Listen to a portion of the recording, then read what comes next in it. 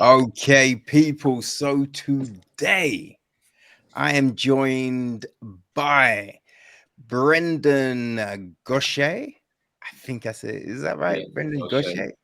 Goshay, Benjamin L Newmark, and Isabella Bobadilla. Yes. Oh, splendid. Woo! Right, we have got the hapless film crew up in the house to talk about The Last Cabin. Guys, thank you so much for stopping by. I really appreciate that.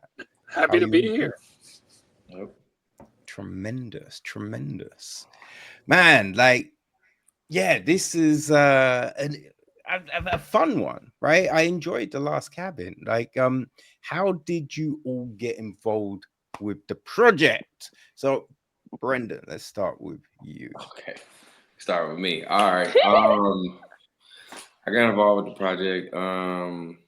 Just took a whim, just submitting, like always, submitting like crazy.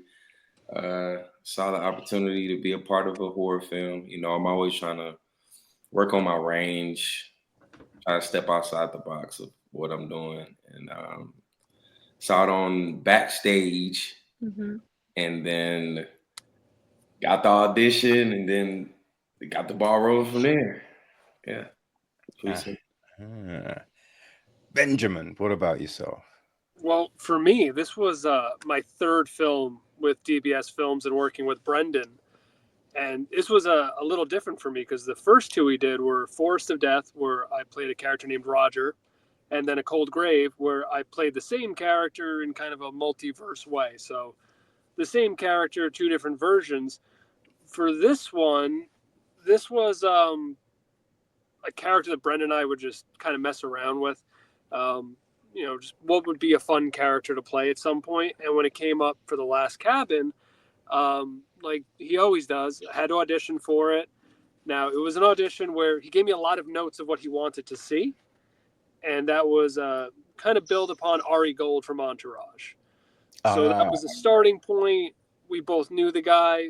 So it was one of those auditions where if I didn't nail it, I just shouldn't be in this industry. I just should quit acting because it was almost spoon fed as here's what I want. I think it would be good for you to play this. Don't screw it up.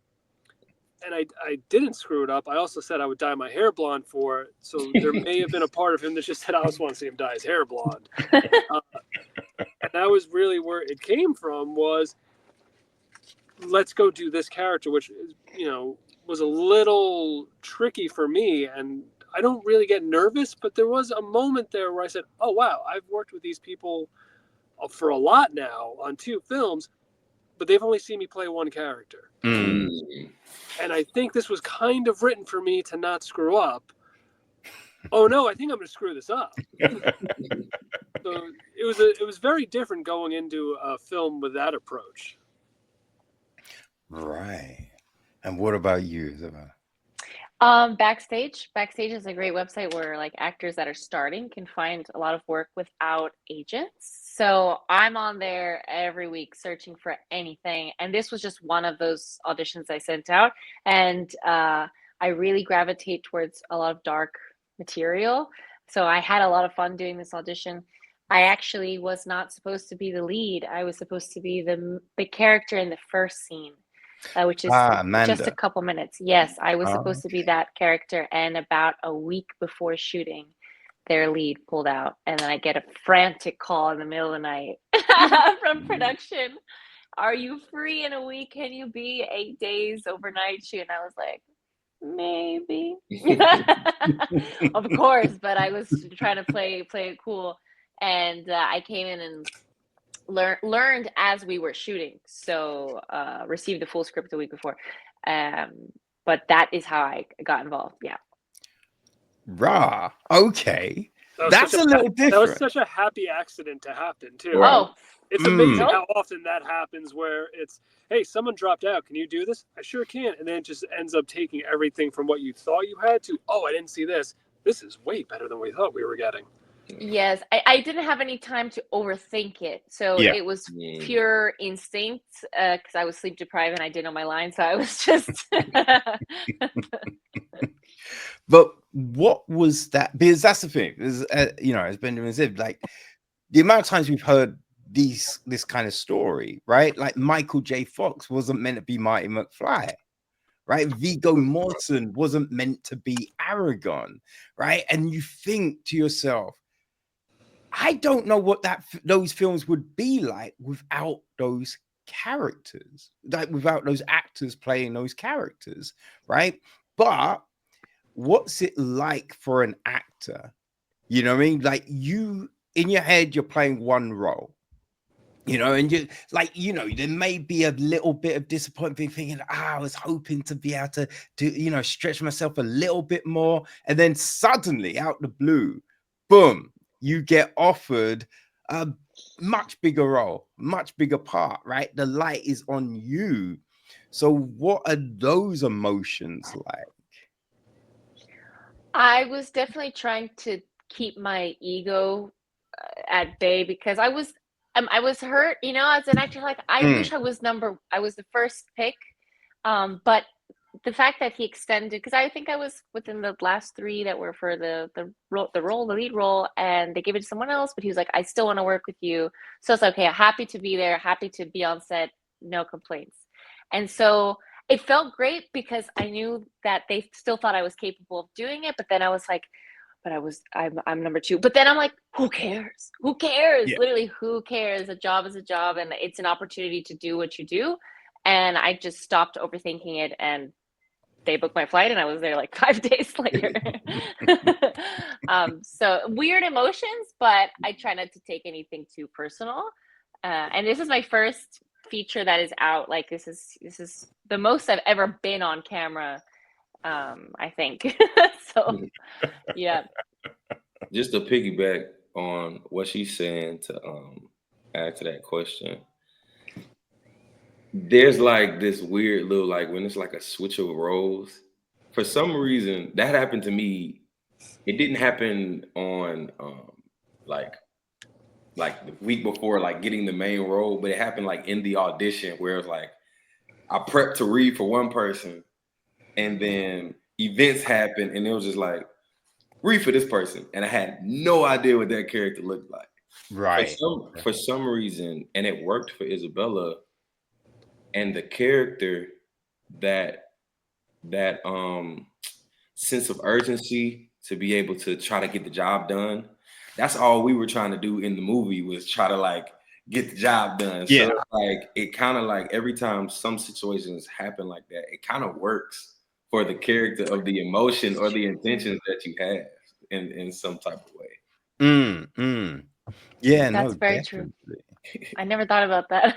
Yeah, like it's like you very had it, true. it was like, yeah, we was trying to get the job done, trying to get the job done. I know this was something that was thrown at you, and you might have had a little bit layer of anxiety, but your character also had anxiety as well. No, there was no acting. No acting. There was no No acting. acting at all for Isabella, for sure. But I think it's definitely one of those things, right? About being ready for opportunity. You know what I mean? Because it would have been easy to be like, oh no, I like to have this amount of time to prep for something, so I'm not ready for this. I don't want to do it, and then you lose that chance for people to see that you can be a leading lady, right? I mean, that's the thing. It's like, a lot of people want things. It's just like, I wish I was a CEO. Oh, I wish I was a manager. I wish I was a leading person.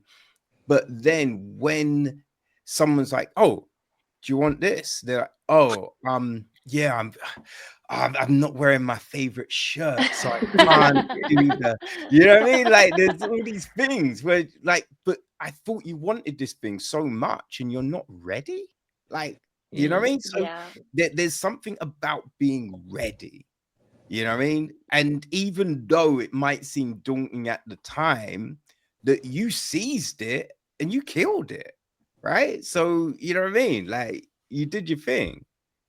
Thank you. Thank you. Yeah, I think all the little excuses that I was, that you hear, it's like, I'm not ready. It's just masking fear of failure. And I did not know the script at all when I started filming, but I told myself that I trust that I'm capable of being flexible and learning. Maybe I'm not the best in the world, but like I trust in my skill to learn on the spot. And maybe I was lying to myself, but I'm like, there's no other way to learn than right now. So I'm very, very, very grateful that this came in my direction. I don't know how. I had no idea that was your first feature film. I would have thought like, oh no, she's definitely done this a couple times. Right. Yeah.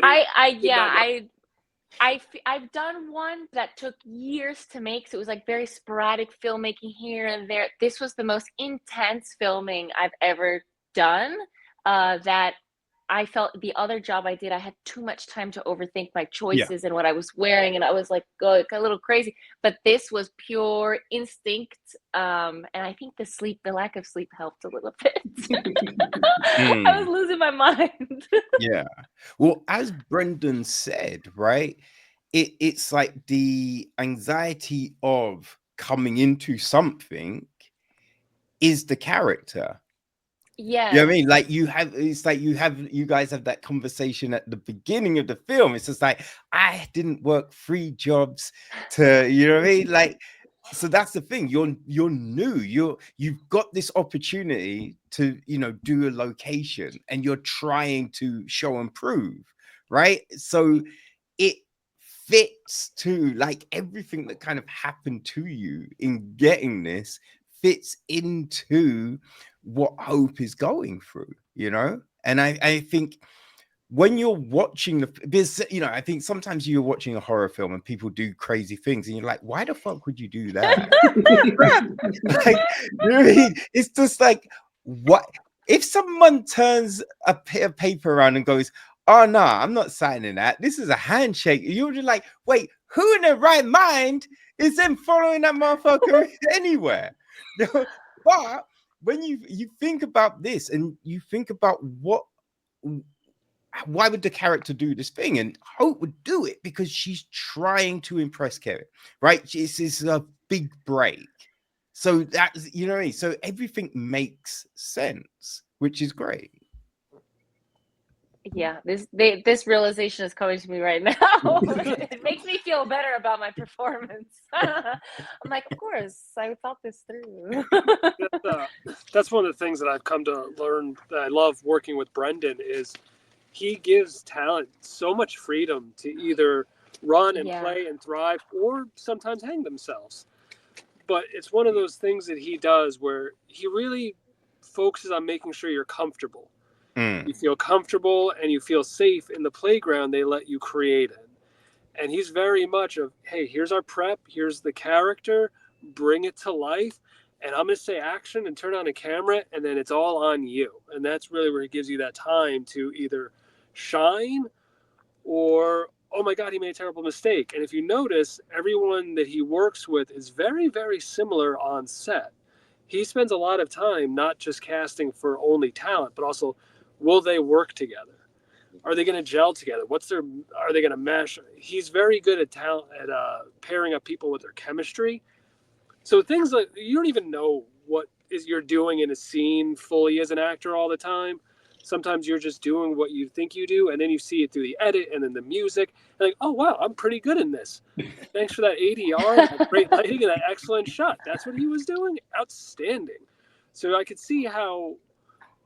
I honestly thought that you guys had been through a good amount of rehearsal.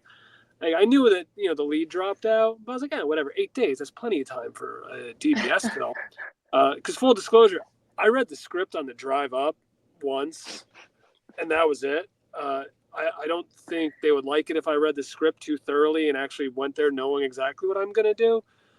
Because again, in that environment that he films in, a lot of it is, what are you feeling in that scene? What's your character doing? Bring it to life. It's very, very, not fully improv based, but very reality focused. He wants to see, what are you really going to do here? And then that's where he tweaks it a little bit when we're performing. I know the scene we did together, you could see the way he works with me. Make it shorter, make it quicker. Maybe do this. Maybe stop and do that. Then just do something. Got it. Because when you develop the character and you have that freedom and that safety to create and go run wild, you can just do whatever you want if you think that's what the character is going to do. And there's no right, there's no wrong. There's just another take. Which, I may abuse that a little bit. Oh yeah, the way he directs you is very different than the way he directs us. Yeah, I'm like a plaything. I'm like a dog. Yeah. With him. He's like, nope, do it again. Nope. Yeah. Like there's no, hey, can we try? Or maybe it's no. Horrible. Yeah. Bring it back. Gotta keep it to 40 seconds. Stop doing that. Just go now. Everything you're doing. No. Just go. Got it. Again, 3 films together. Yeah. You kind of develop that rapport of, we don't have time to waste. Let's just keep going. Am I doing something right? Good. Let's do more of it. Am I doing something wrong? Let's not do it. Let's just keep going. Yeah, and I think you are the vet of the crew, right, Benjamin? Like, you know what I mean? You've been probably working in the field the longest out of everyone. 2002, I started. Yeah. So do you think in part, like, it's an understanding too that you understand what this is a bit more? You know what I mean? Like, you're not gonna be cut, like, because I think it's funny, like sometimes in one of the jobs I do, people be like, oh, people are so rude, and it's just like, no, you were just told to do your job, right? But they're like, but they expect someone to come to them in a certain way. And it's just like, that's not the workplace. And especially when everything is going crazy and you have to be like, boom, boom, boom. You know what I mean? And I think sometimes it's knowing that someone gets it so you can do that. But if you haven't worked with people before, you're just like, you're trying to go, okay, how do I navigate these things with these people? Well, yeah, that's one of the things people seem to forget about this industry is that we're all independent contractors. So every time we get a job, that's our first day at work. It's like your first day at school all the time. And after a while, you kind of just get used to it. And when you can see a familiar face, like, hey, my friend's in this class with me. That's awesome. And when you have a group of people, it's even better because you can just show up on set and you can meet a couple new people and just know that they came from the same place that I came to join this company with. They went through the same audition process. They went through the same steps. They randomly got a phone call from Brendan in the middle of the night saying, yeah, we're going to go with you. Oh, great. And then he hangs up on you and you're like, what are we doing next? And then you get an email. Here's your date. Here's your time. Here's your wardrobe. That was very non-celebratory, but awesome. I got it. Great. So something like this it's very good when you can show up to a film set and not have that anxiety of, am I making a terrible mistake? Are these people going to be weird? Is somebody going to get fired immediately? What are we doing? So when you show up to a set like this, fantastic. Because I just assume everyone that I'm going to meet is going to be super cool and great to work with. And that Brendan gave him a fair warning that when I show up, it's just going to be insanity and just play with it. Just treat me like a toy, basically. Because truthfully, honestly, I didn't know for any scene what I was going to do until action. Everything that happens for me, especially in DBS film, is that stream of consciousness in that moment. This is what's happening. Here's what we're doing. And then you trust the process of having Brendan to direct you. You have Kellan on set helping me rewrite some stuff that I'm improvising. You have Dylan, who so wonderfully tells me, that sucks. What are you doing? Don't do that. Stop it. Okay. Dylan says that sucks. But then there's also, it's the most collaborative environment you can possibly want to have. And once you've been scarred by this industry for 20 years, nothing phases you. So you can literally say whatever you want to me. All right, we can do another take. Good. I'm the worst actor you've ever seen. And it looks bad. Awesome. Let's do it again. I'll try and be better. Can't fix the hair.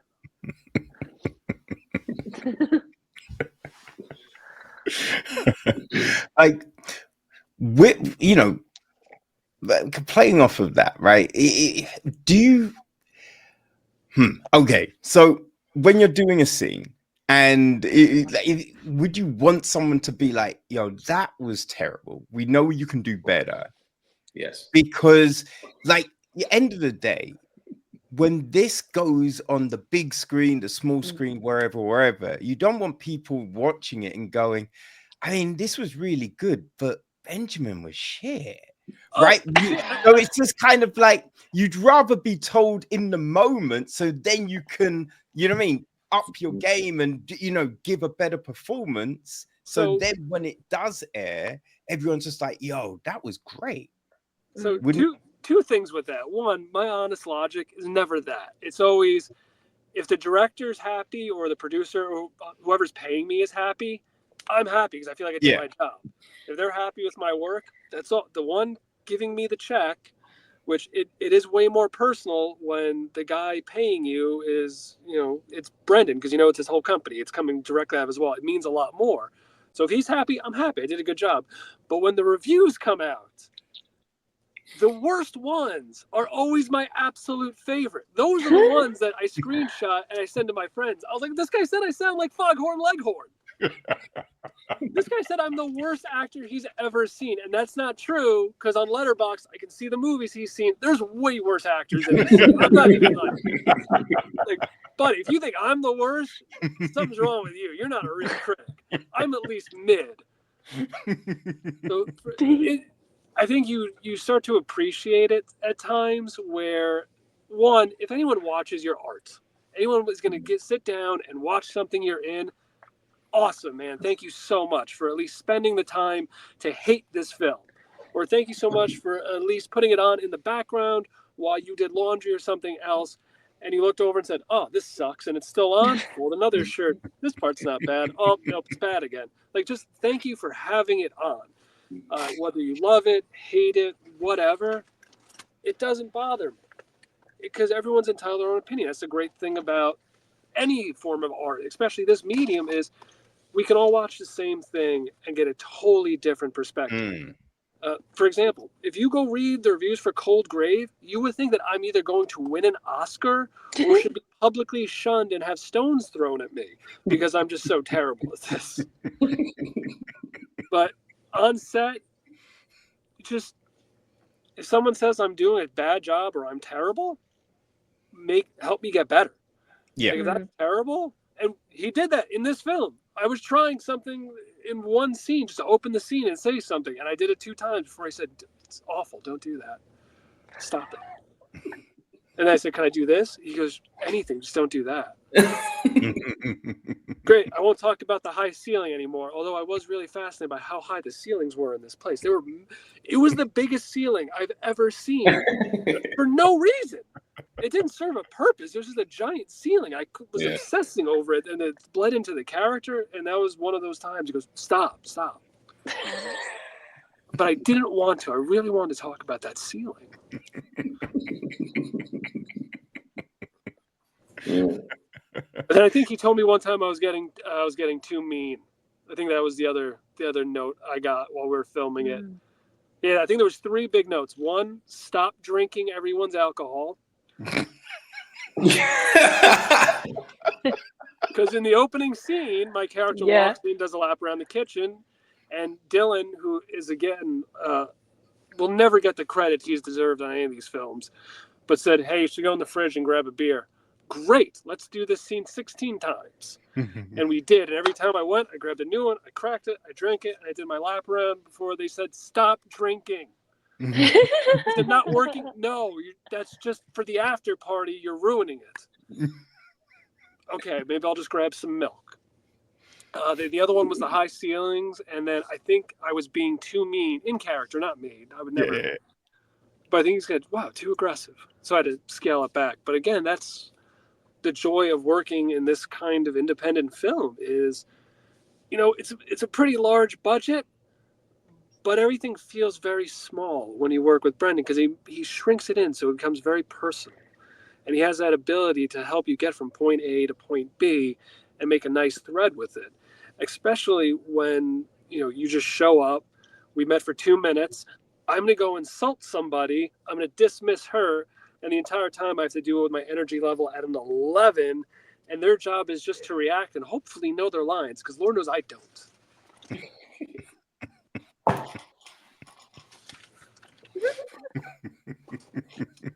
I think one of my favorite parts was the end. He's like, all right, we got one more scene. I said, there's another scene? God, this movie's long. Oh, I have to go outside now and confront the killers? Oh, I forgot about that. All right. Don't spoil it. Don't spoil it. But even that was, they wrote it out one way of what they wanted, and it's just not what I wanted to do. And Brendan thought about it for a minute and said, oh, I like this. Let's just keep going with that. Don't get my jacket dirty. We've said too much.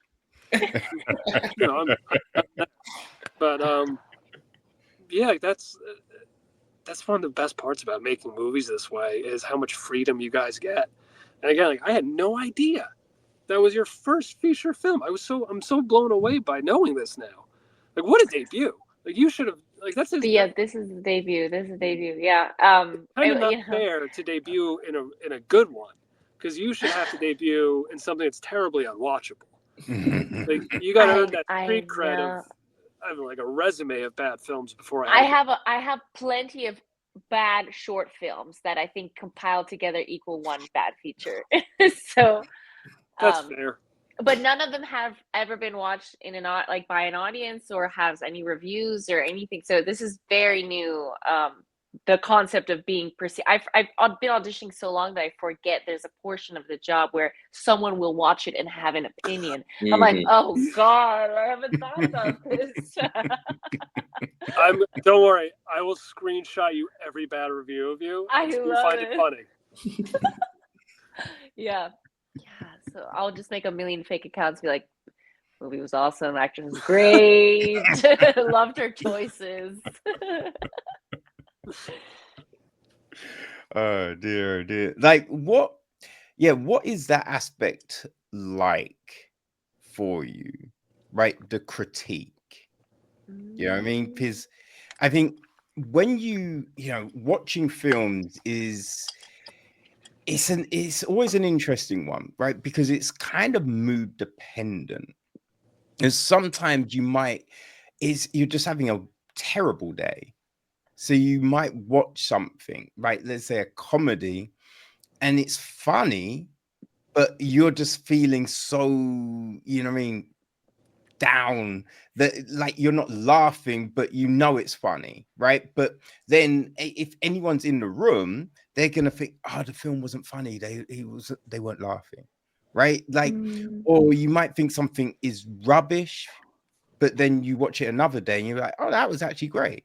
You know what I mean? So it's just because someone's watched something and reviewed it and said that was great or that sucks, that's not necessarily what the film is, but that review is now there. It's in stone, right? So how do you deal with that?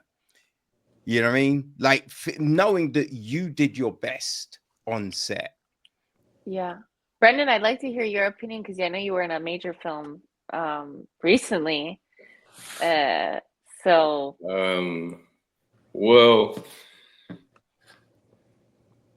I have a sports background, so when it comes to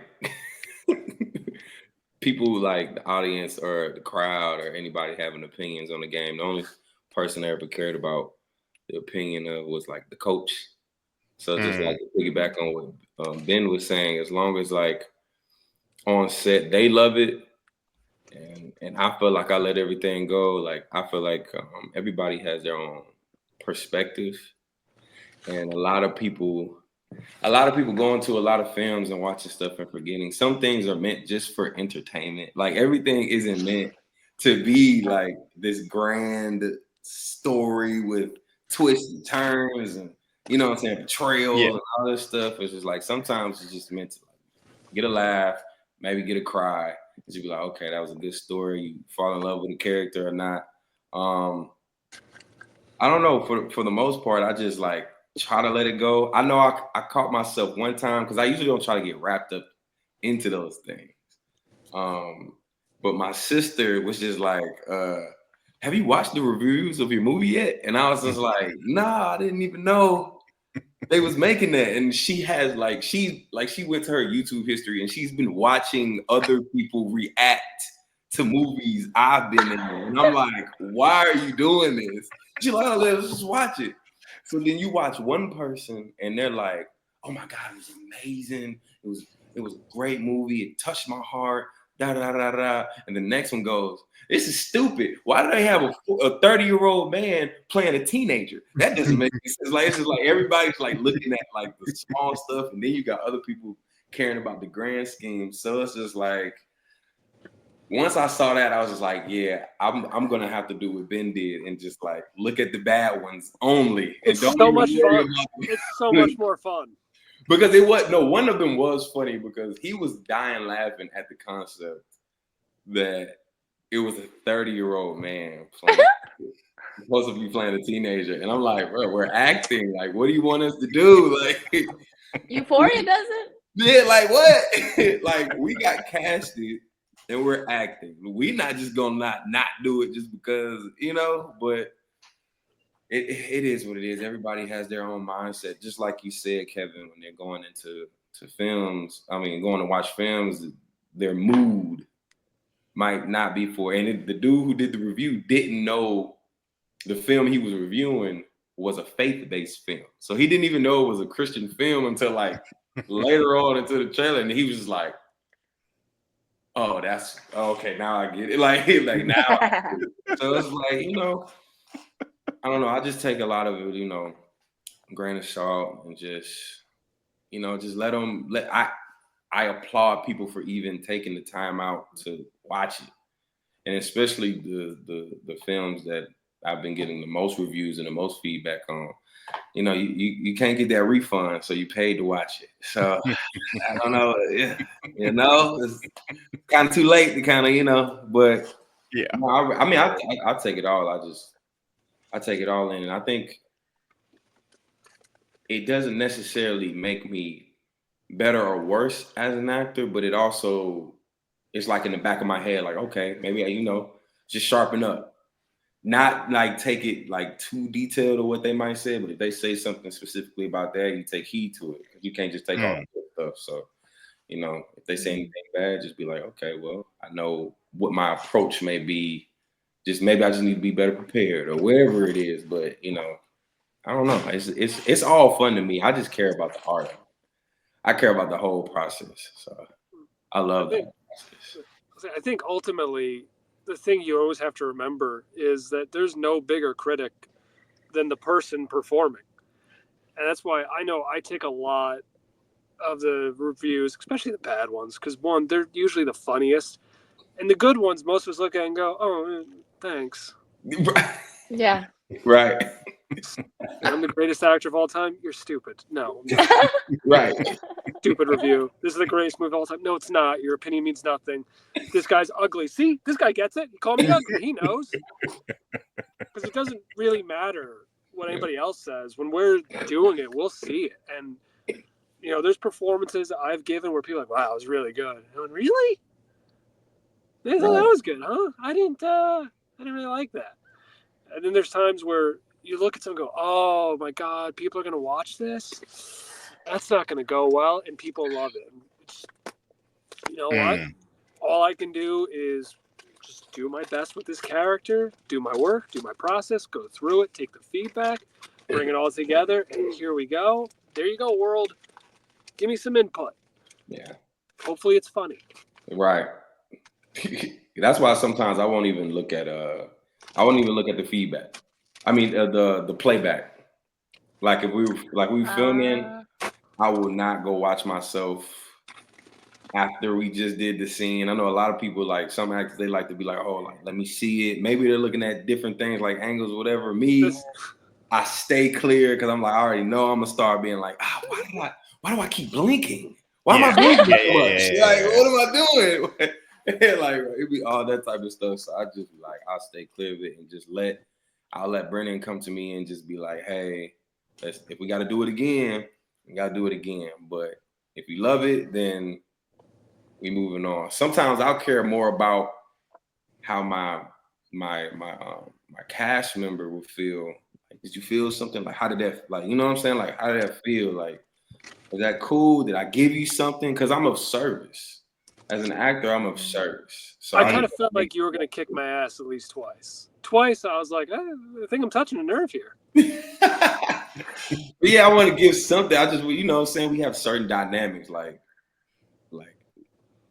our characters, like me and Ben and Hope, they went to school together. They've been to the thick of it. You know what I'm saying? And they're just like, you know, those coworkers. And then you got our boss, you know what I'm saying, coming in. We just, that love, hate, you know, he's paying us, but at the same time, is he really paying us for what we're doing? Like, you know, so I feel like I don't know. I just want to give service.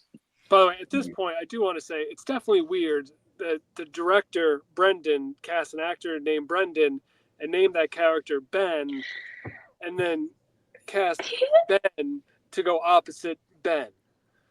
Yeah. Like, there's more names. Yeah. There's more names in the world.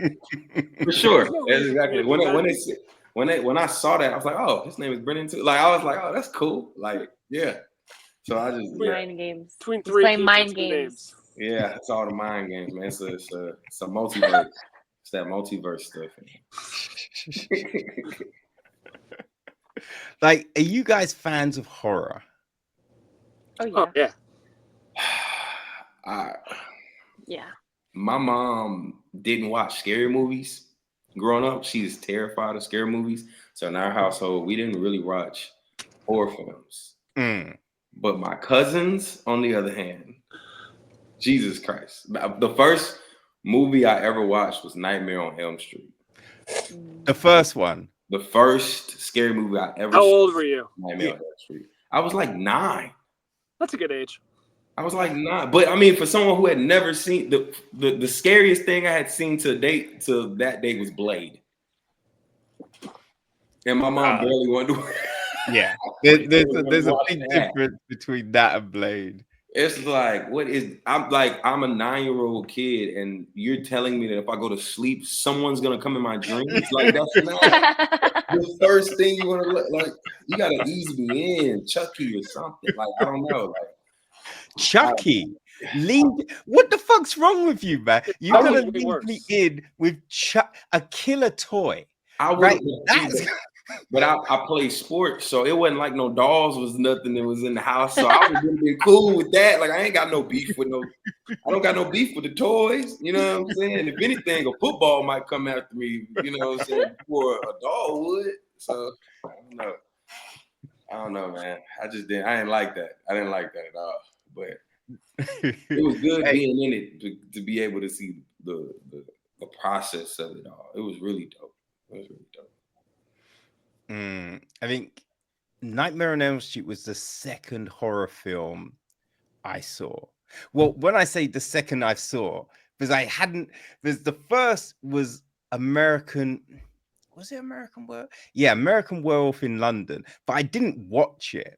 I just kind of turned the TV on, and it was just a scene when they walked into the pub, and everyone turns around. And they're like, we better leave. And they're walking across the moor. And then suddenly the werewolf comes. And it's just like, and because I think I was like 6.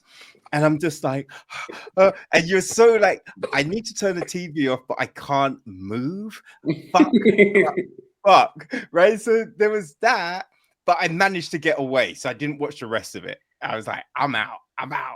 And then another time I came home and probably my brother had watched it or something, but I turned the TV on again. Like, there was a video and I pressed play, Nightmare on Elm Street, and it's the bit when she's asleep and then Freddy gets her on the ceiling and he's ripping her guts out, and I'm just like, and then there's a bit with the alleyway, and to get to my house I had to walk past an alleyway. I didn't walk down an alleyway for about 10 years after watching that clip. Yeah. I was just like, yo, I can't do this shit, man. Trauma. And Nightmare on Elm Street, that's the one where like at the end she thought everything was okay, then he pulled her through the door. Is that That's that kind of, same most of them one? end that way, yeah. I remember at the end. That was the last. That's been in my brain since I was a kid. Like she thought everything was cool. She got pulled through the peephole of a door. Oh. I was like, "What is this? What are we doing here? Can we go outside? What are we doing?" I mean, Why are we can watching? I just point something out to you guys? Okay, it's past midnight here, right? Can we need to talk about Care Bears or something, because I after just this, nailed my horror lighting. I just got the scary lighting going, so we're not going to talk about Care Bears. We're going to get I scary really like because that lighting. You brought it up. Yeah. It's going down. Yeah, and I love the Care Bears, but I'm ready to talk about scary stuff now. It's Halloween. It's Halloween in April today. Hey, it could be Halloween every day if you wanted to. We're actors. We wear masks all the time. We play dress up for a living. So true. I just happen to like to dabble in horror a lot more because people say it's bad for your career, and I don't like to take advice from people who know what they're doing. I don't know I'd why like that's to make it my way. bad for your career. Well, there's I'm going to say it's a myth, but it's mostly proven true Oh, that doing horror movies is bad for your career because it pigeonholes you. And I've had two very good casting directors tell me I need to branch out because otherwise I'm only ever going to do horror. And I said, that's kind of what I want to do at this point in my life. When I started, I did a lot of stage work, and a lot of dramatic independent film.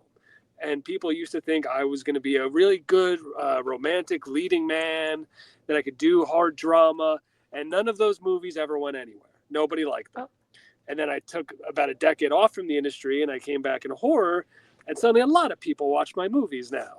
So I'm very content in this world of horror because I think you can do the same thing that we're all trained classically to do. We can all emote and we can cry and we can laugh. We can hit our beats and hit our marks. I just think it's more fun when you can do that in the world of horror because I think it allows you to touch on a lot more things. For example, Last Cabin, there's people that are going to watch this film and they're going to get so many different perspectives of it. There's some people that are going to be terrified and scared. And there's some gore whores out there that they're going to love the fact that we really murder some people and we really kill some people in this movie. Oh, yeah. And then there's people that are going to laugh uncontrollably because they say that was one of the funniest horror movies I've ever seen. I understand what the director was trying to do. He was trying to tell you an allegory for something, and we're going to say, Huh? great, you interpret that totally different. And that's one of those things that I love about the horror genre is it can be anything to anyone. I watched The Dawn of the Dead, and to me, that's not a zombie movie. That was a reflection on society. And that was one of the first times I understood what horror could be. And most horror movies usually are trying to represent something else. And this one is feeling trapped and being scared and having to survive and not knowing what's going to happen next. It's very terrifying. But then you have some of the murders that there's diehard fans that hysterically laughing. And there's others that are covering their eyes and panicking. And that's one of those things that I just love about horror. And, I will still go do all the other types of films. And I love it. I love any chance I get to bring a character to life. But there's just something knowing that you're going to be soaked in blood and covered in prosthetics. And it's going to feel way more fun and freeing. And I can't really explain why, but the horror films just bring a different energy that you don't normally get from anywhere else. There's not that... my character has to be sad. They have to be sad. We're all going to be sad now, and everyone's going to be crying. And as we're reaching this emotional climax, someone's going to yell "cut," and then someone's going to sneeze, and everyone's going to yell at them for sneezing, or someone's going to move a light wrong, and everyone's going to yell at the guy for moving a light, like Christian Bale did. In horror, it's a little bit more. Everything's in play. So if something goes wrong, we're just going to roll through it. We're just going to keep on going. That's one of those things I love about this genre. And I've also, I was an insomniac as a kid. So like 3 years old, I would stay up late and start watching horror movies. like Nightmare on Elm Street to me, that's a kiddie film. That's a fun one. Me, it was. Yeah. Yeah. There was that bit in It when he pulls the kid down the drain. Oh, Yo. Great. this Yo. drains, it's like I literally live off the street. Like I'm walking past drains on the way to school. Like, why would you do that? Like, it's just like, oh my gosh. That was I avoided that film for years. Yeah. And it was only, I think, one day, I think it was on and during the day, and I watched it, and the end was so ridiculous that I was no longer scared of it. I was like, oh, that's fine. I'm good now. Oh man. What a great movie. And now it's crazy. Like just a little red balloon can strike fear. When I was a child, so simple. I'm just like frozen in fear. What a great movie. I would get incredibly excited. That's the different interpretation. Is like, oh, evil. Let's see what that's about. Yeah. Watching a horror with people, like in an audience, is the most fun. Like some people are shitting their pants, other people cannot stop laughing. Like it's just the greatest thing to do in the theater. That's still to this day one of my favorite theatrical experiences was Freddy vs. Jason in theaters, because it was not a 50-50. It was 75 Jason, 25 Freddy, and I'm a diehard Jason fan. We were there for Jason. Like, we were there to watch him win. If he didn't win, we were gonna riot. And the whole movie, as they're fighting, everyone starts cheering. It's a loud theater. This was not the Nice. library theater. This was chanting and screaming and rooting and just loving every second of it. But in the masses, you could see some people like, oh my God, what is happening? Oh no. Like, why are you scared? This is so much fun. Oh, right. Murder. Right. This is still murder. And then when Jason comes out at the end holding his little head, that theater erupted. That was one of the loudest ovations I've ever heard. I saw The Monkey, which was fantastic. And like it was a funny one because I'm laughing my head off at some of the death scenes and no one else is laughing. And I just, people are just like, what's wrong with this guy? You know what I mean? But yeah, no, there's definitely something about watching those films with a group of people. It does change the atmosphere of it all. So again, that's that interpretation thing. Because one of my favorite films, Citizen Kane, there are moments in Citizen Kane I laugh hysterically, like uncontrollably laugh at, and it's not meant to be funny. But if you know the story of who it's based on, with William Randolph Hearst, and you see it, oh, that's hysterical. This is drama and everyone's sad, gotta be sad. Nope, that's hysterical. So always up to interpretation. Yeah, no, definitely. One thing I'm curious about is like, you know what I mean? Because you've made you're saying you've done a lot of short films. So what was it like?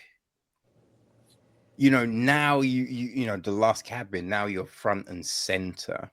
So like just going for that larger production, what was that thought process like? You know what I mean? From making shorts to then going to a feature. Like what was it that you thought now's the time for this? Like what was my thoughts into being like a lead for a feature? Well, just going for the feature from the short, right? Like thinking it's time to, take that next step.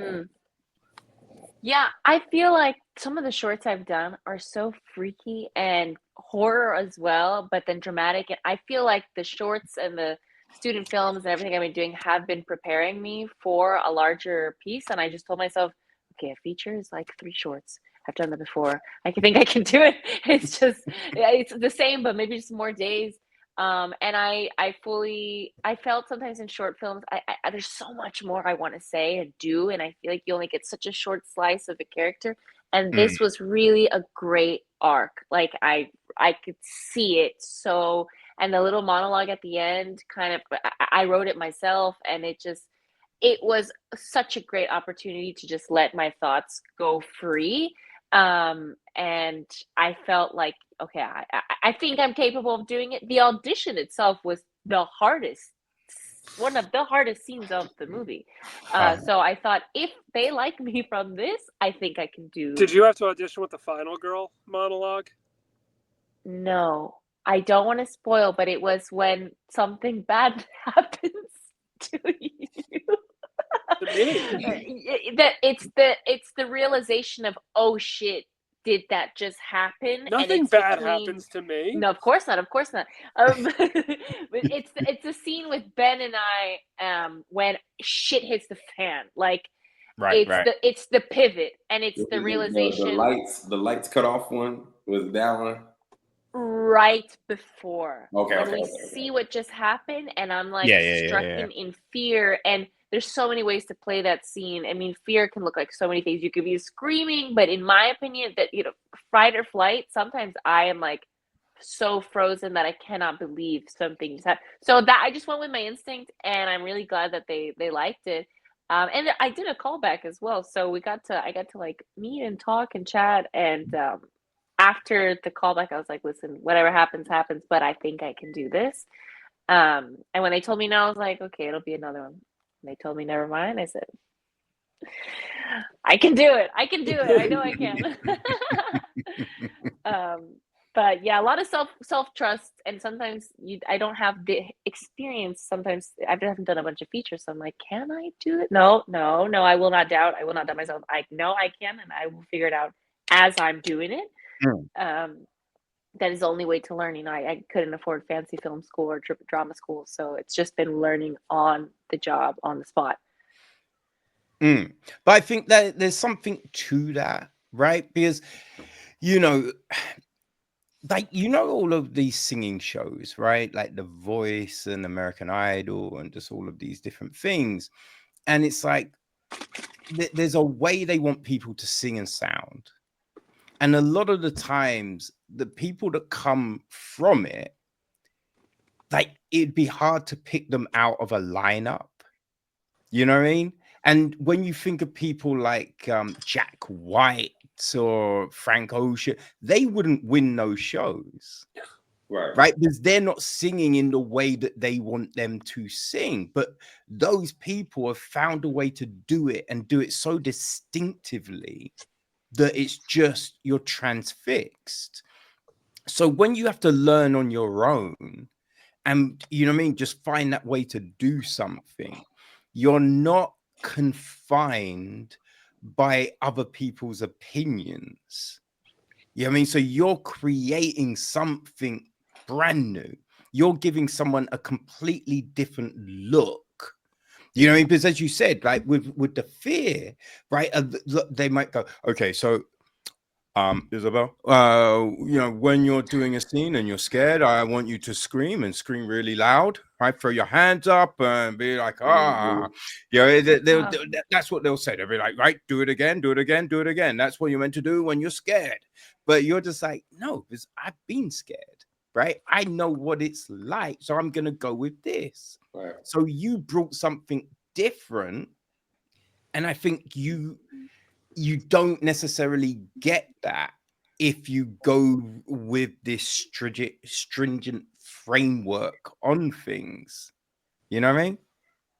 Yeah, totally. Yeah, I think you have to go with your instinct, and when your instinct is not influenced by any maybe I don't know. I've met plenty of actors that have formal training that are wonderful, but they also have to unlearn the formal, you know.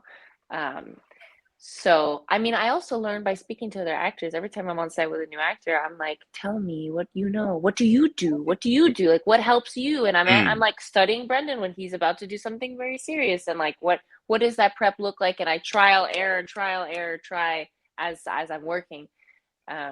So studying people on set is a great thing to do.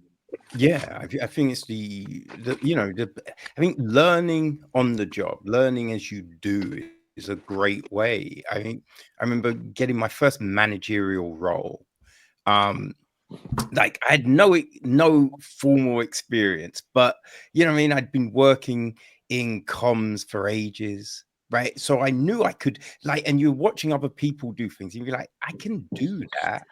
And it's just like, actually, I think doing it this other way would be better.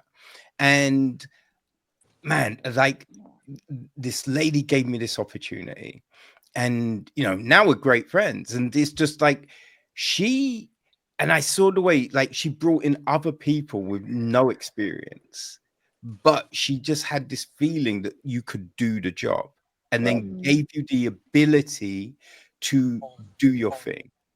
And in doing that, you know what I mean, obviously you have conversations with people, be like, yo, what would you think about this? Or you know, other people doing that job. But you then just kind of figure yourself, what do I want to see, right? What do I feel works? And you do it your way. You find that way to do it and breathe fresh life into something, you know. Yeah. I think So to piggyback on both of what y'all, my bad, man. But to piggyback on what both of y'all saying, I think it all boils down to like trust. First, trusting in yourself and having a director like Brendan who you feel like can trust you. And then at the end of the day, because sometimes there's certain things where, like Brennan, he wants authenticity. And just like how you said, sometimes there are directors who are just like, I've been on a set to where, and sometimes the directors or the writers don't realize the things that they wrote, if that makes sense. Like sometimes they won't see the subcontext that they put in there. And because you did the work and you saw the subcontext, you realize, oh, there's a little bit more layer to this than just being like, I'm scared. But it's just like, but why? Like, you know what I'm saying? Like, why does that trigger you? I've been on the set where, I mean, try not to make a long story long, but I was on the set and I'm supposed to be a gangster, right? I'm supposed to be a gangster in my trap house, and I hear shots outside, and then the door flings open, and it's a dead body, right? And the director wants me to be frantic. But if I'm a gangster and I'm in my trap house, you're not gonna be frantic. I'm not gonna be. Is this the first dead body I've ever seen? And then also in the context, we found out that I have a relationship with the shooter. So would I be trying to still have control of the situation so that I don't get shot next? Or would I get scared because I see a dead body? And I feel like he wanted me to be scared because he wanted to show how powerful the shooter was. But what's more powerful, just being frantic because he's there, or allowing the other actor to be able to work to strip me of my stripes because I think I'm a big dog? Show him how powerful he is by stripping me of what I think I am. And some people just like, but then sometimes you have to tell your director, because he came at me, I was like, listen, trust me. Like you gotta trust me, and then allow me to play in this world that you set up. And then he's just like, you know what? Okay, you do it again. And he's like, okay, now I get it. Like, you know, so sometimes you have to just be like, allow yourself, because sometimes I know us as actors, especially like starting out, you don't want to be like, hey, I'm gonna do it this way, and this is how I see it, I'm gonna do it. Because you want the job. You don't want to come out bad, but sometimes you have to be like, well, no, I'm of service, but you asked me for the service. So let me be of service for that's you. true. You know, sometimes it just boils down to just like that authenticity and just trusting yourself. That's one of the things that gets lost is, you know, teaching my daughter this now, that this job in this industry is very hard. And most people just see a finished product, and they don't understand the work that goes into it, the weeks of preparation, the months of preparation, the years of perfecting your craft, and all the studying you have to do, whether it's formal or on set and living it, because I kind of had both training. And I think what you you have to do as a performer, especially, is you have to do all the work to create your character. And for me, I'm a big Peter Sellers fan. I think he's the greatest actor of all time. And I still, for every role I go into, I start with the create the mask. How does this person walk? How do they talk? Where'd they come from? What's their voice sound like? What makes them who they are? And that's still how I build a character this day, is that. And once you build that character, once you understand where they're from, what they're thinking, their relationship to everyone around you, it allows you to do those things where, why would I interact with this person this way? Because if we have this backstory, we've interacted before, like, our relationship should be this. And I know a lot of directors and writers, they, by the time we get to the point of shooting, their minds are so all over the place that they may not see those things. Yeah. And I know a lot of the times I get hired for stuff, I'm not just getting hired as an actor. A lot of times I'm getting hired for the improv stuff I can do, where I will go as deep as I can to create a character so I can bring something to life and I can bring something else out of a scene. And, you know, last year I did a film that should be coming out later this year, Whispers of the North, where, you know, I worked alongside Jared Bankins, who you can see, I think, on NCIS and Twisted Metal. He'll be in the next season of Fallout. Like, this guy's a pretty big star. He's a pretty big actor. He does a lot of stuff. And when it comes time to work, he has his preparation. He did his work, and he's phenomenal, to the point where I said, I don't think I belong here. I should leave. And you should get somebody else who's more equipped for this job. And we did the first take, and I stayed totally on script because I was a little, you know, let's feel this out a bit. And it felt so terribly wrong for that character. And as soon as I was like, no, just do what you do, man. It's just a job. I mean, we're just going to do a job. Like, let's do that. And it started coming out. And that's where you get that authenticity. Because I did the 3 months of work building, creating a character, where he went to school, where he grew up, how long he's been doing whatever he's doing. At that point, you can really create. And when you have a director who wants to listen to you, who wants that, again, like with Brendan and every film we've done together, he wants you to come to him with ideas. He wants you to come to him and say, I think my character would do this. He loves that stuff because it's something less that he has to do. When you have to run the entire company and you're in charge of writing, producing, editing, the sound, the cinematography, making sure Dylan's where he's supposed to be, when you do all those things, sometimes the minutia of a character arc is just like, let's just get from point A to B. And when you can have people that care enough to create their character and bring something on paper into the real world, makes his job so much easier. And I know with the way I work with him is the reason that at this point it's the running joke is like, just don't even give me a script. Like, let's just create the character, create the scenario, and let me understand my relationship to everyone else, my motivation, and let's just go.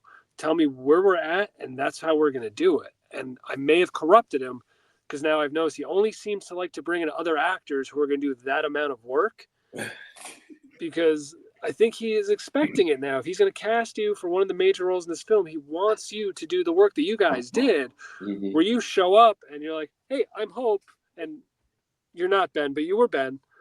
I think that's something that a lot of directors look for. Most of them aren't always going to say it, but it's definitely something they look for, where you can elevate everything just by committing, putting in that work, and being as authentic as you can possibly be. Yeah. Oh, wait, one more thing sorry, it slipped my head. I just talk too much on these things. It's all good. You know, there was no Nick Cage before Nick Cage was Nick Cage.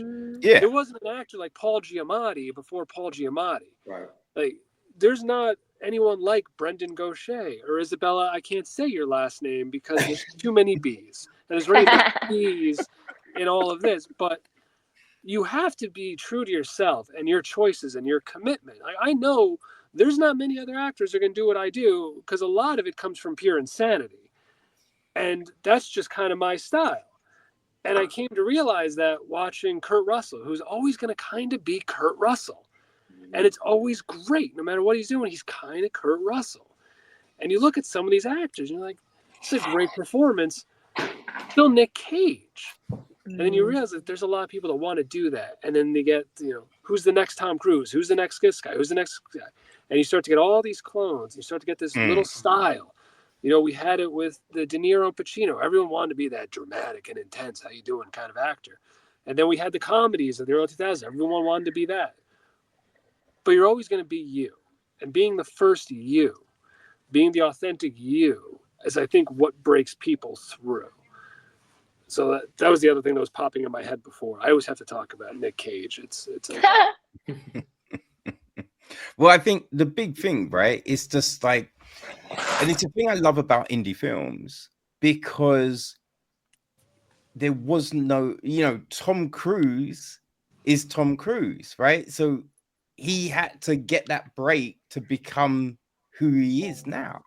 Same with Brad Pitt, Angelina Jolie, Nia Long, just all of these people were unknown at some point, right? And so when you watch, an indie film and you see these incredible performances, it's so refreshing, right? And it's just like, man, I wonder what this person could do in a big franchise or a big budget film or something, you know what I mean? Because it's just like, after a while, like, you can see certain actors and actresses and it can feel like they're just being themselves, right? They're not really honing into a character. They're just them. You know what I mean? So it's just like when you see people who are just really immersing themselves in a role, like, it makes such a difference to the film. I went to see a advanced screening of The Return today, and Ralph Fiennes and Juliette Binoche were phenomenal. They really brought Odysseus and Penelope to life, right? And it's just, those are the type of performances that you want to see, people deliver. And it's just like, with this, you buy, you buy that relationship between everyone. You know what I mean? Ben and Hope, you got, Sean on camera, right? And it's like, I love the moment where you're like, yo, Sean, give me the camera. And you just see Sean be like, and it just felt so real, because if you're like, of course, my man's gonna be freaking out, right? Right? It's these things, or it's like when when Ben's like, I'm going outside, and he's like, open the door. And it's just like, yo, that just works, right? Because it feels, that's what would happen. Like, you know what I mean? You go to do, and then you're just like, you know what? Nah, right? And that was one of the big things about the film, like the environment, everything. It just felt real. You know what I mean? You believed in those actions. And as I said, because when you look at who these people are, right, it's their first big break. So obviously that's how they're going to act, and that's what you delivered. And so it's just like, you could completely buy what was going on. Yeah, I also think when we were shooting in the woods, I was shooting my pants. Like, those woods at night are very scary. And the neighbors, I think, were some weird people. Like, we definitely, after just being in pitch black dark in the middle of the night for many days, I was afraid, because I didn't know where I was stepping also. So I was like, a very, very true experience. And I didn't have a flashlight really with me, so sometimes Brendan would be like, oh, I need to go get something, and then move the flashlight over there, and I'm like in pitch black darkness, like, okay, I'll be right here. And then you hear something and you hear a noise. So she was scary. Like, going into this film, what did you all think was going to be the most difficult aspect? And then once it's all said and done, what actually was the most difficult aspect? Let's start with you, Brendan, again. Okay. Probably, I know Isabella had it worse though, but sleep. Knowing that we was gonna film everything at night, I was hoping it wasn't gonna be too much tussling on the ground, with the saving for our life, because I don't do critter, like I don't know what's coming at me in no direction at night. Like I just don't like not being able to. I don't know if we had enough BTS, if we would have been able to like get BTS like walking from the house into the woods back and forth. I was probably the main one looking around the most. Like probably like every time I'm like, what's that over there? What's that over there? Like that. But I think other than like those physical aspects, I think the main things I was like hoping for going into this process was hoping I could bring the intensity to the screen to like show how intense the situations really are, especially like at times when we're coming combative with the things that's coming at us or the people that's coming at us. Just really trying to like really embrace that fear, like, because I know we're acting, but I didn't want to act scared. Like, I want to actually show fear the way that I could show fear. But I that was really probably the only thing, because I knew I'd be able to, just act the other parts of Ben, like just the part where we're just trying to get the job and things, stuff like that, where he's just being himself, but being put in that situation and then seeing those things and actually being frightened and showing it and not looking corny and cheesy. Because and also, like I said earlier, just being of service to my other cast members, making sure I'm giving them something that they can go off of, because you don't want to. I don't want to be the guy where they're like, how do you get, how do you get this one? I'm in the group chat and they're like, yeah, we only need one Brendan on set from now on. I think it's probably Cashmere saying that. But yeah, like I think for me that was it. Just making sure my thing that I go into any film is just my not wanting to fail. So I prepare really, like, what I'm saying? I'll be afraid of failure. So my afraid of failure makes me want to just come and just make sure I'm ready for the next person, more so than myself. Not for like validation, but it's just being that teammate, being that team player to make sure like I got your back, you know what I'm saying? You got my situation, So yeah, that's all I thought about that too. Okay. I don't want to get y'all off, but I know I'm gonna have to like log off. I don't want to log off, but I gotta log off and get up out of here. If that's okay with you. Young. All right. That was a good one to go out on. Yeah, it was. Yeah, appreciate y'all having me. You shouldn't have said anything. You should have just left and been like, Nah, I didn't want to know. I didn't want to do that. I just, That's a good answer. Now, daddy duties is about to be calling. But how can people, keep track of what you're doing, man? Oh, you can follow me on Instagram, the Brendan Goshay, TheBrendangoshay.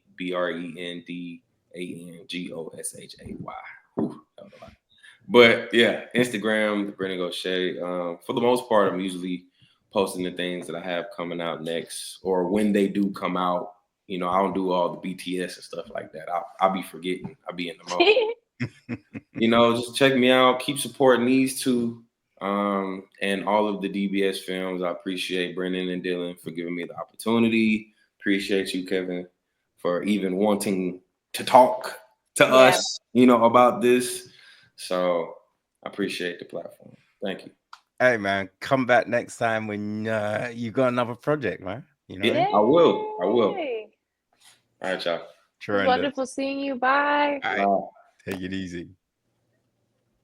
I miss him already. Such a great actor, such a strong actor, like really great. Like working with him. Yeah, I'm always afraid when you don't really have time to meet anyone beforehand, and you're just gonna go into it. It's like, okay, I have to be flexible, and like if this person's a diva, or this person doesn't want to rehearse, or none of that, none of that. And we were both very open about what our fears were, and was like, was that a good take? Did you like that? Just trying to find it together. I'm so grateful, so grateful. No, there was a good chemistry on the screen. I think Yeah. it, as I said, like it all worked very well. Yeah. Oh, I'm But so glad. yeah. What about you two? Like what was the thing coming in that you thought was gonna be like the biggest, you know what I mean, obstacle? And then, what did it actually turn out to be? Benjamin. Well, I had two. The first one isn't. It's more of like a life thing, which is my son at the time was 2, and my wife had work in the morning, and it was more of, hey, well, there's a normal conversation with Brendan. Hey, I'm good on these dates. All right, man, got it. And then when you get your shooting schedule, it's not those dates, and it never is. It never has been. It probably never will. It's always like, what's going to make this the craziest? All right, that's your day. So my wife was working. Kellan actually picked me up to drive me 3 hours to the set, which is why I said I read the script like 5 minutes before we got there. The other time we were supposed to be spent going over characters, Kellan and I were just talking about anything but the movie, basically. And it was making sure we get wrapped and get back in time for my wife to go to work and I could take care of the kids. That was concern number one. But for the character, Brendan and I are both huge Entourage fans. We both love Ari Gold. So it started with, wow, he loves this character that he's creating. I can't screw that up. I love the character I'm basing it off of. I can't screw that up. So let's not put any more pressure on it. Oh, wait, I got an idea for a look. I'm going to go 80s wrestler Ric Flair, Dusty Rhodes, Hulk Hogan by dyeing my hair blonde and wearing a white shirt. So if I happen to get bloody, it'll look amazing. And then, I can take some of those larger than life movements and put it together. All right, so then if I screw up, I can offend Entourage fans and wrestling fans. Excellent. That's a great thing to go with. And then it was, okay, well, they all need a lot of energy. I'm going to be in a car for a couple hours, and then we're going to start shooting around 9 o'clock. Again, I have a 2-year-old, so I haven't slept much, so I have to make sure my energy is high.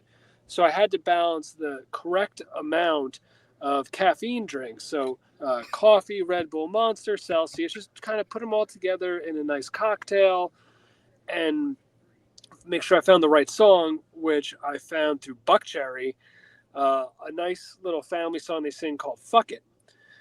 Was the song that I would use to get in the zone. So it was chug an energy drink, put my headphones on, go outside and dance. I don't know if anyone was watching me. It's kind of my thing on a DBS set. On almost any set now, I'm going to put my headphones in. I'm going to get in my zone. I'm going to dance.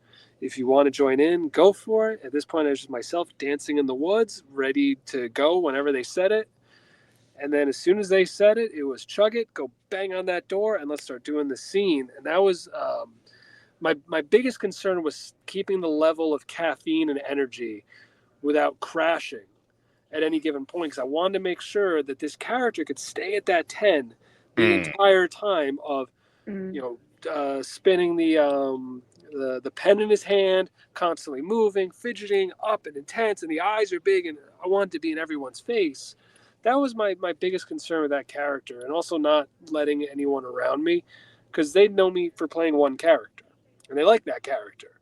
Here's a chance for me to show them I can do something else, and that something else happens to be something that we really like. So just not disappointing them, not disappointing myself by not reaching the level I wanted to reach was my biggest concern, and then making it back home in time to change dirty diapers.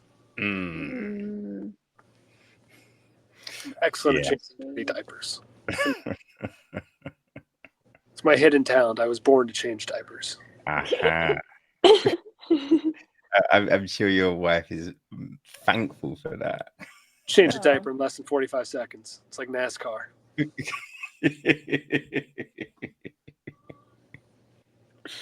Oh man, yeah, not had the opportunity. Me neither. truthfully, you're not missing out on much. It's not as great as I make it out to sound. Most of those diapers are some of the most rancid smells and disgusting sights you're ever going to see. And the obstacles of like a little kid kicking at you or deciding to pee at that very moment, or maybe this is the time they're going to experiment with a back roll. Or just seeing how far up the back it goes. Yeah. So, it's a lot of fun to change a dirty diaper, but truthfully, you guys aren't missing out on much. Got it. Okay. Yeah. I will remember that. And if you really want, I can always put one in a Ziploc bag for you and send it to you guys if you ever want to just practice.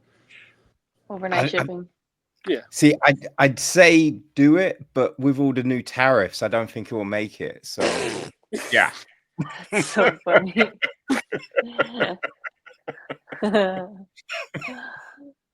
You'd end up having to pay me. I'm just trying to send the man a dirty diaper. What do you mean he's got to pay me $33? I still don't understand how this works, but whatever. I'll just keep my own dirty diaper. Might be the best thing. Yeah. That's illegal. What about you, Isabella? Hardest. I thought the hardest thing was going to be memorizing this script and my monologue that I was given the chance to write.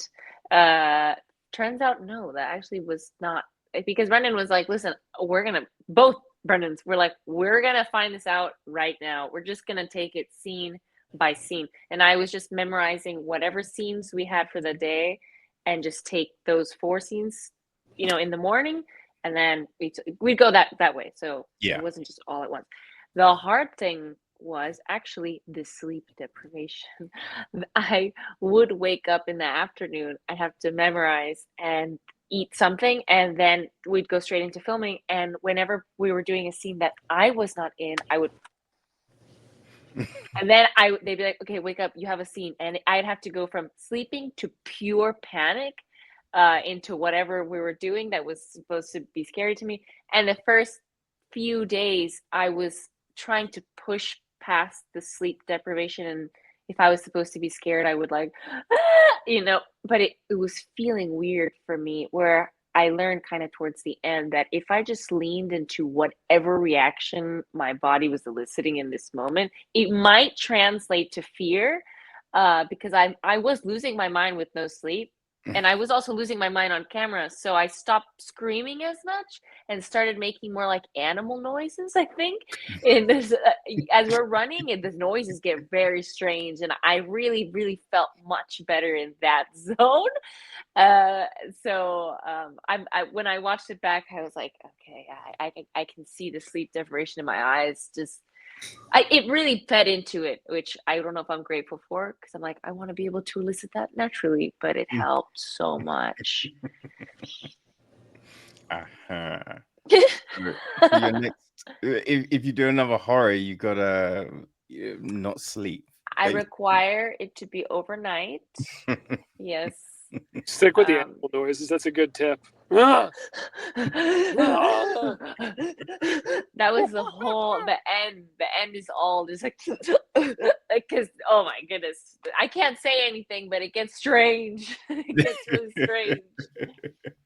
But it makes sense, right? Because you know what I mean? Like when people cry, it then stops crying and turns into weird kind of oh yeah. Oh, yeah. So you're not necessarily just going to be screaming non-stop. It's going to change. You know what I mean? So you have to have the sound of drowning on your own tears and mucus.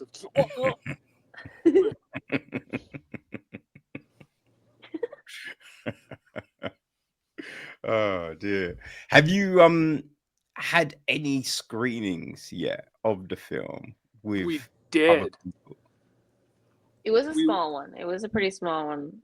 It was at MegaCon, which is a massive festival, which is very cool to go to because there's a lot to do there. And inside MegaCon, Rick Danford, who runs Indie Horror Junkie, does a horror festival. So the night before us was Screamboat. The film before us was this great film called Party of Darkness. And we got to play a decent-sized crowd in this 100,000 people building where everyone's there for so many different things. And on the second floor, there's this great horror film festival going, which I think was even one of the first screenings of Screamboat the day before us. So it's a very cool environment. I was very happy to be screened there and just getting to see it on the big screen for the first time. It was a fun thing because somehow I ended up sitting next to Brendan, which you don't really want to sit next to the director when you're watching the film for the first time. Yeah. So thankfully this was good. And it was so good that when it ended, I turned to him, I said, "This was really good. I forgot you made this because I'm used to you doing other stuff." Yeah, it was a really weird experience watching it. And the woman next to me was watching it as well. And throughout the movie, she was She's looking at you. trying to put two and two together.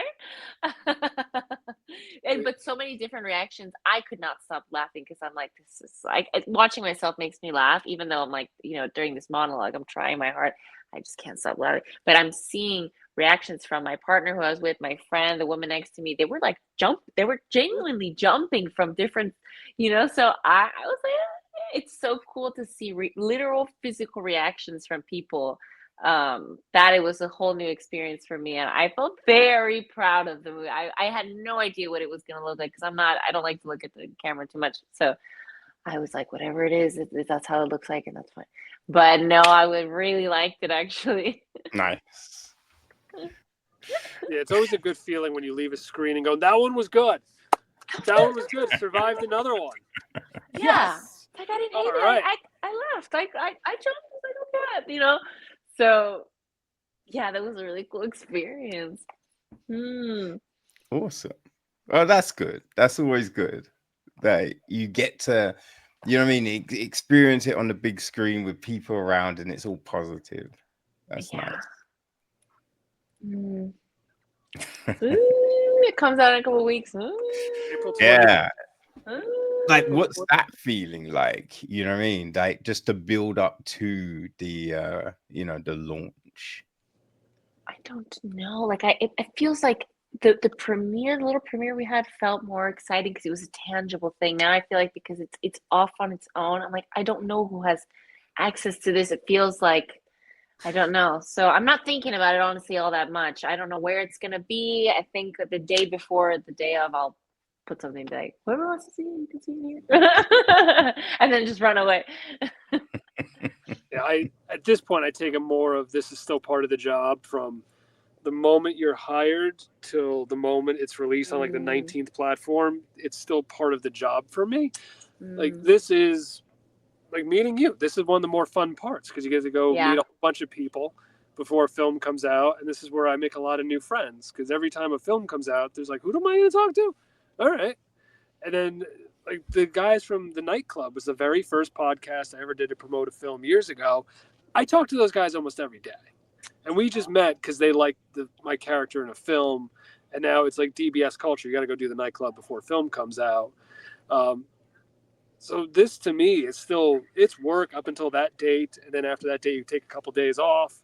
Maybe, I think we get 3 months and then it moves to a different platform and then you go again. And it's just that brand building, that raising awareness, that trying to take our audience to you, bringing your audience to here. And then we could all be one audience and like the same films. And then it's amazing to see how that kind of networking goes because there's people that I don't know how they met that are friends and you could see them conversing on social media. And I don't know how these two got together. Oh, it was me. It was me. I did that. I said, right.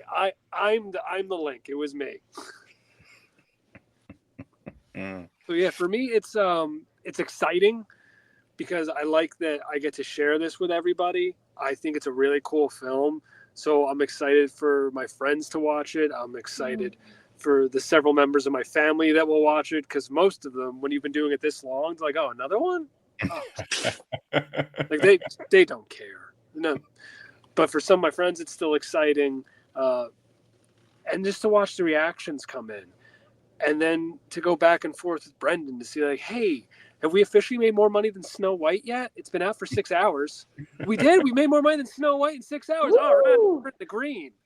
That was one of the best compliments you can get as an actor is not from a critic. It was from a film we did called A Cold Grave, which was the most insane idea Brendan ever had. I still can't believe we did it. Where we wrote a story and not really a script, and it was all improvised. And on day 3, he's like, "Hey, we made our money back, so everything from this point forward is profit." And this was around the same time that Bert Kreischer's The Machine came out. Okay, It was famously bombing, and it's a good movie. It just wasn't doing well. People didn't show up, and I went, "So I'm more profitable than The Machine." Oh, I didn't realize, because I really like that film. I love that thought film, it's but funny. it apparently lost a lot of money. And now for The Last Cabin, my favorite thing I'm going to say is more profitable than Snow White. Oh, well, you let me know if it is. I don't know these details. We will probably be by day 3. By day 3, we'll probably be doing better than Snow White.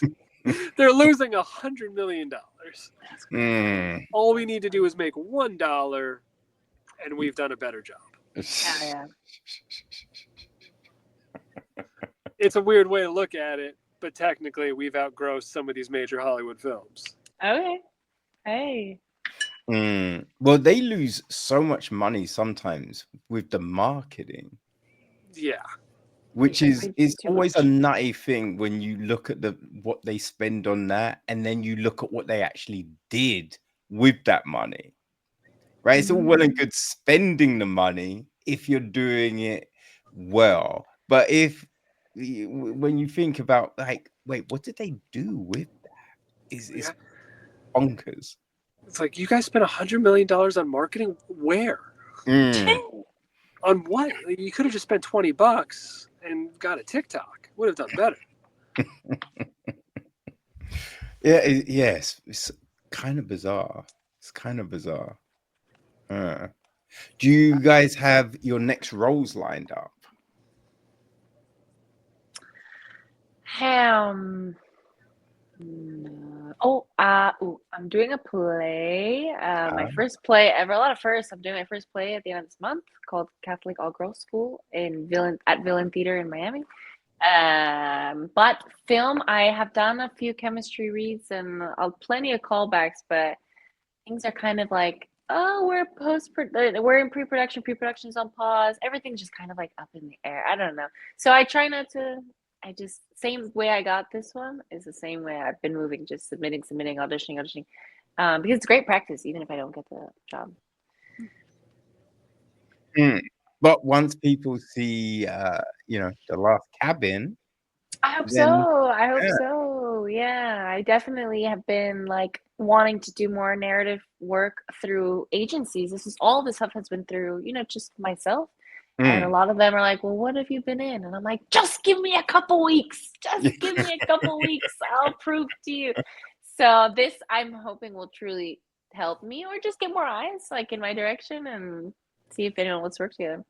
And if anyone wants to, my Instagram is ISADILLA. Period. What about you, Benjamin? Have you got things lined up? Yeah, I think I don't know where it is right now, but later this summer, film I did, Whispers of the North, should be coming out, and that's my first real drama, like 15 years, I think. Wow, and awesome. It is a really dark, very gritty story. I was,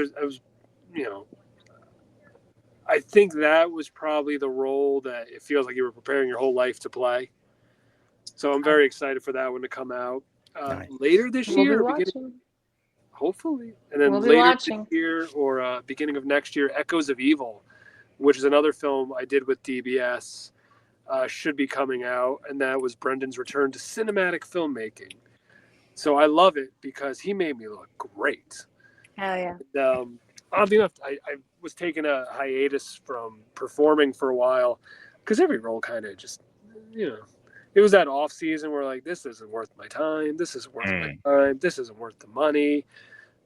And then I finally accepted a role, and we just had our first table read. It's for a film called The Grand Illusion. It's based on the Civil War.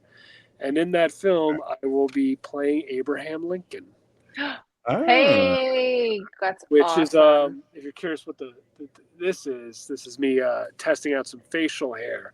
Up until about 48 hours ago, I had no idea how much I looked like Abraham Lincoln. You're giving Abe. Yeah, it's Even a it's weird because I never looked at him, looked at myself, and said, "Oh, I see it."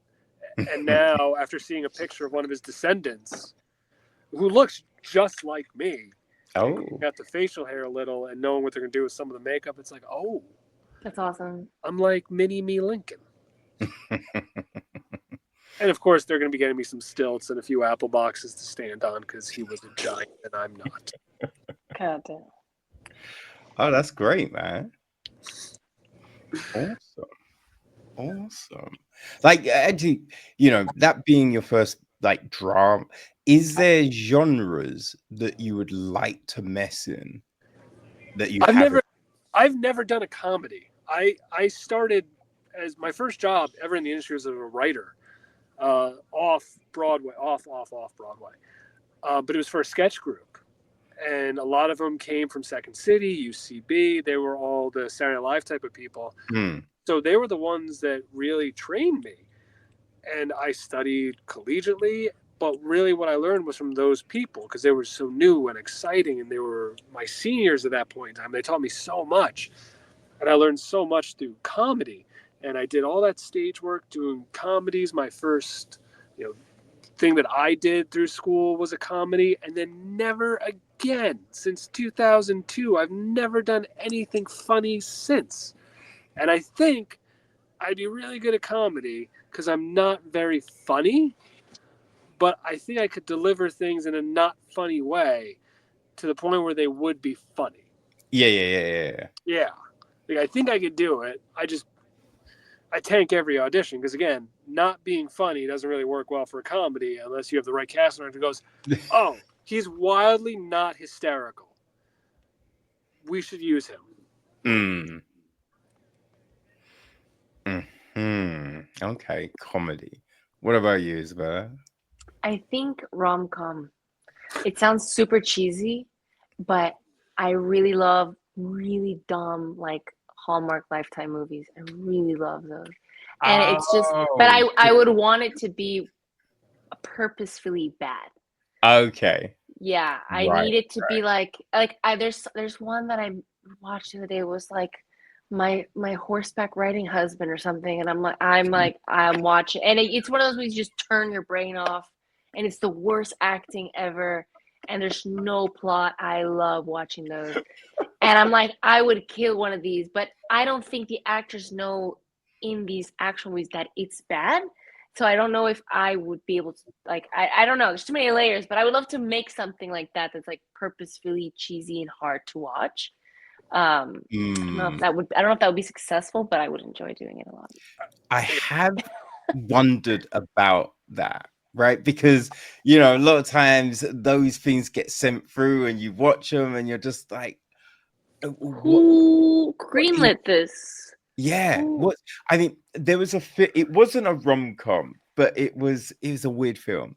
And there's a bit like the main character, she got raped when she was younger. And there's a part in the film that at the end, she goes on a date with the person that raped her, wearing the dress she got raped in. And I was just like, who's keeping the dress? Like, who's keeping the dress? And it's just like, she might not know who he is because he was wearing a balaclava, but he would know who she is. What's going on here?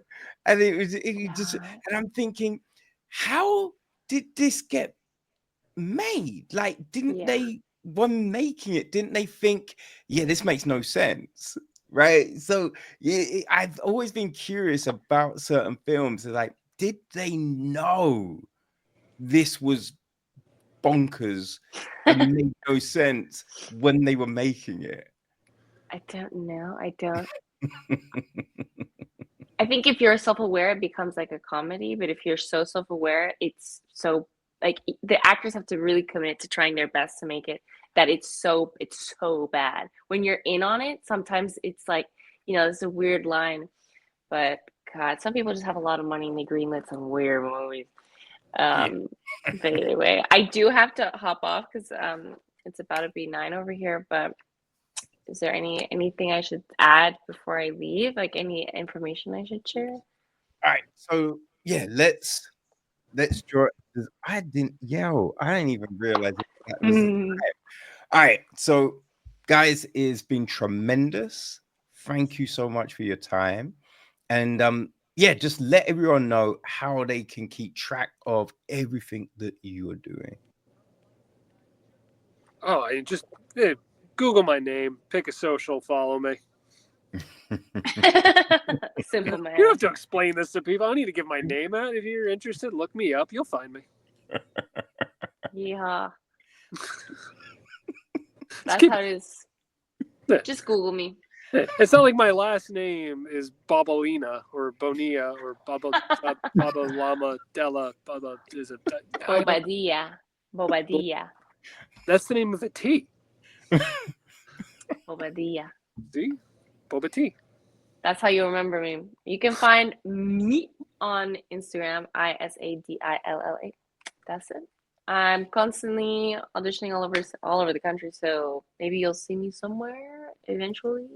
But for now, we're self-taping until the next one. Awesome. Well, I'm sure come the 29th of April, when the last cabin drops, everyone will know those names, and all your phones will be off the hook because this film was great. I very much enjoyed it, and I'm sure everyone else will as well. Thank you for watching it. No worries. Thank you so much for your time, and Brendan as well. It's really appreciate it. And people, go check The Last Cabin. Go follow Benjamin, Brendan, and Isabella. Thank you. They are all great. Woo! Thank you, Kevin. No worries, guys. Thanks for your time. Really appreciate it, guys. Thank you for having us without charging us any extra tariffs. Really appreciate it. Democracy. Diplomacy. All right, you guys take it easy, yeah. And stop by next time. We chat about your next project, yeah? Okay. Yep. Awesome. Bye. All right. Take it easy.